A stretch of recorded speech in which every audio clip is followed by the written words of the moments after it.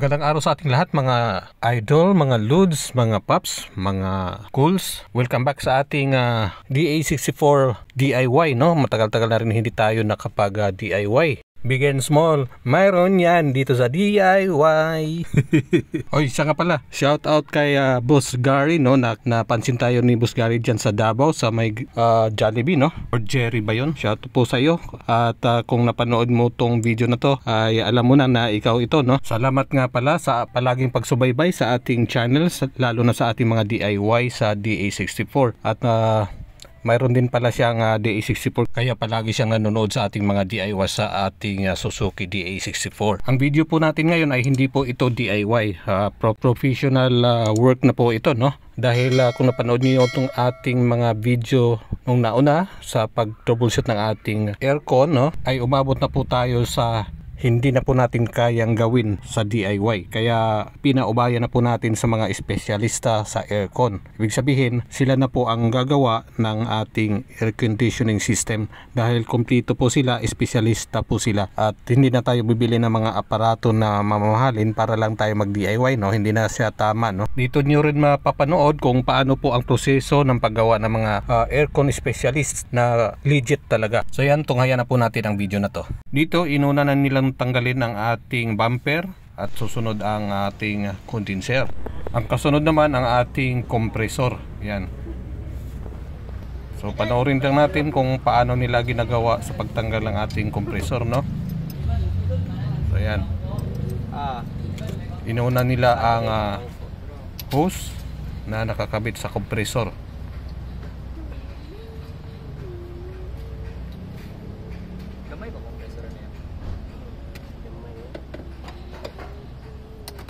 Pero compatible bagay apa ko di sana takot ako. Pero yung makina. Yung makina yung paganda ko gusto. Patay long distance. Kasunod naman ang mga bracket at mga tornilyo para mailabas na ang kanyang compressor. Yep.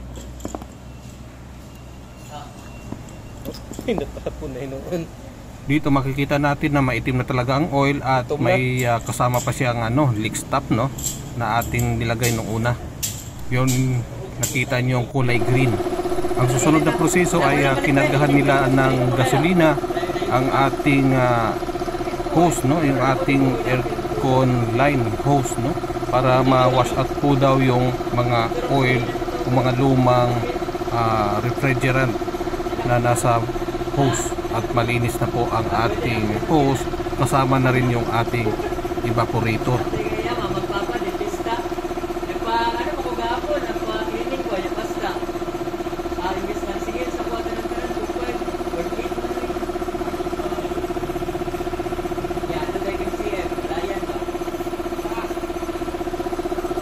Binabad sandali at mamaya-maya nilagyan po siya ng hangin para ilabas na naman yung gasolina na may kasamang dumi sa ating hose line saka sa evaporator para mailabas na lahat. Dito naman ay nilinis na po ang labas ng ating condenser at nilagyan po ng chemicals ang loob po ng ating condenser, no, para mababad din at matanggal na po yung mga lumang refrigerant, mga dumi-dumi, para po ma-wash out. So yan ay chemical po na para po sa mga aluminum na ginagamit po nila na panglinis. Yan, ilalabas na yung mga dumi dyan. At binabara rin nila yung mga fins nito sa labas, no, para pumuti ng konti, matanggal yung mga alikabok o mga putik-putik ba dyan o ano pang mga mansa sa ating condenser.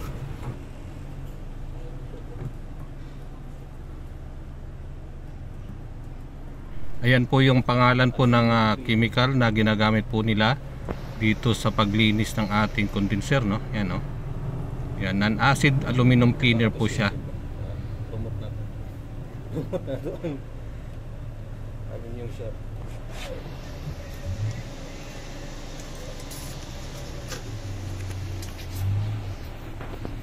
Pagkatapos babad ng ilang minuto para tanggal na tanggal talaga ang mga nakakapit sa loob ng ating condenser. At babalikan na lang yan mamaya pagka ready na po siyang isprayin ng malakas na pressure ng tubig.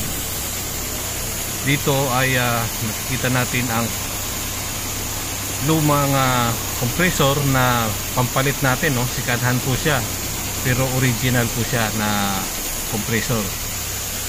So linis lang muna ang labas niyan kasi maganda naman po ang loob, tinesting niya. So dito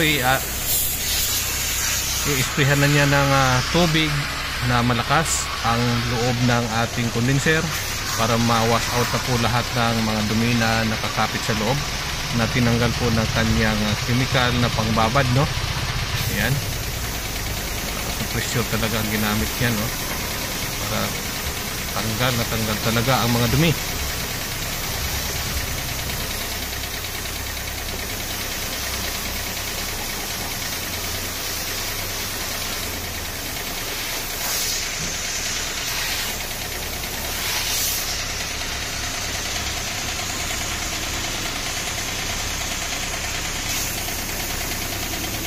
Dito inisprihan na naman niya ng malakas na pressure ng hangin para lumabas na po ang mga tubig sa loob ng ating condenser. Pagkatapos po niyan ay maglalagay na naman po siya ng gasolina sa loob ng ating condenser para matanggal po yung mga natira-tirang mga tubig sa loob ng ating condenser, kasi nakakasira po kasi yung yung tubig na matitira sa loob ng ating air conditioning system. So yan, lagyan niya na ng gasolina, no, para pang wash out ng mga natitirang tubig sa loob ng ating condenser. Mamaya lalagyan na naman niya ng high pressure na hangin para ma-wash out na lahat, pati na gasolina at ang natitirang mga tubig sa loob.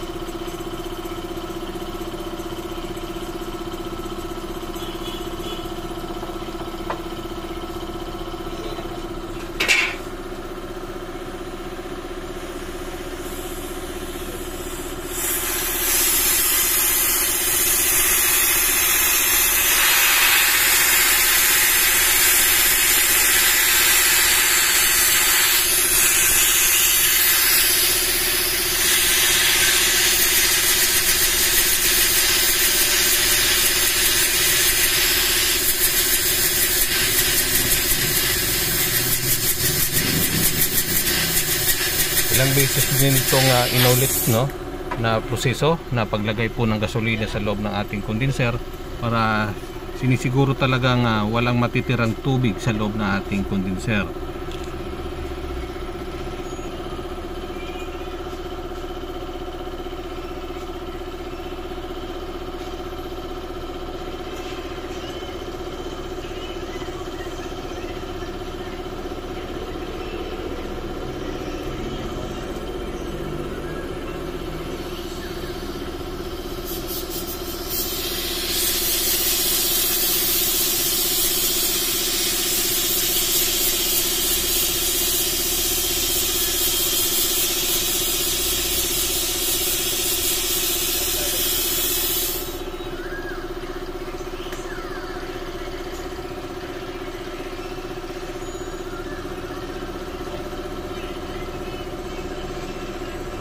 Para po sa final flushing ng ating condenser, gumamit na po sila ng isang lata ng air conditioning cleaner, no, pang final flushing.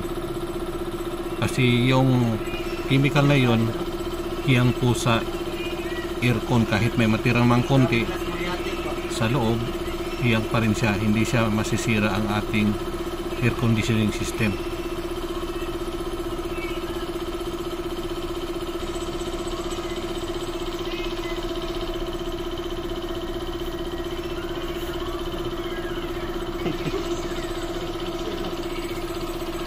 Pagkatapos niyan, babad ng konti at bugahan naman uli ng malakas na pressure ng hangin para ma-wash out din yung final coat o final flushing ng condenser, no? So yan, so tinapon na niya yung mga laman, tapos nilagyan ng hangin para i-wash out ang mga natitirang liquid sa loob.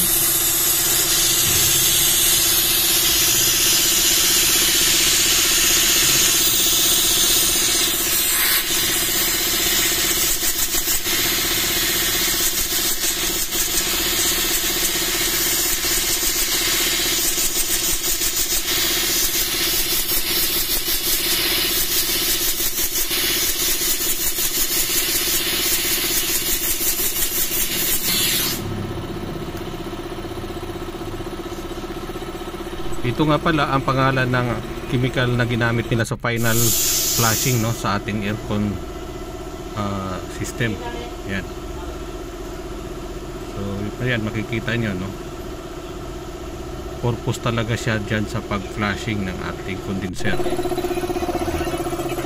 At habang naka bukas naman yung ating radiator, kasi minsan-minsan lang yan nabubuksan, siningit na po natin na lagyan din niya ng chemicals, babaran niya para matanggal na rin yung mga dumi dyan sa radiator natin na tagal-tagal na yan na hindi nalinis, kasi nasa loob siya ng nasa likod siya ng ating condenser. Hindi natin masungkit yung mga dumi na sumabit dyan sa harap, kaya pinababaran na rin natin at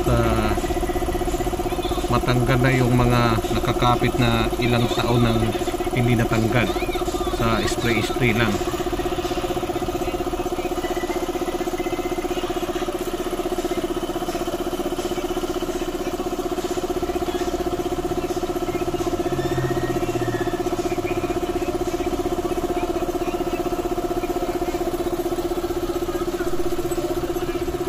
At dito po magtatapos ang ating part 1 ng ating general cleaning and maintenance ng ating air conditioning system.